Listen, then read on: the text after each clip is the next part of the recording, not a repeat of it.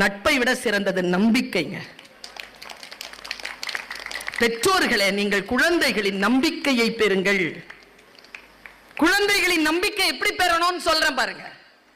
ஒரு விஜய் டிவில தமிழ் பேச்சு எங்கள் மூச்சு நிகழ்ச்சிக்காக நான் நடுவராக உட்கார்ந்துருக்கேன். சிறப்பு விருந்தினராக வந்து உட்கார்றார் தமிழ்நாட்டில் மிக முக்கியமான ஆளுமை. அவர் சொன்ன ஒரு வார்த்தையை கடத்திட்டு போறேன்.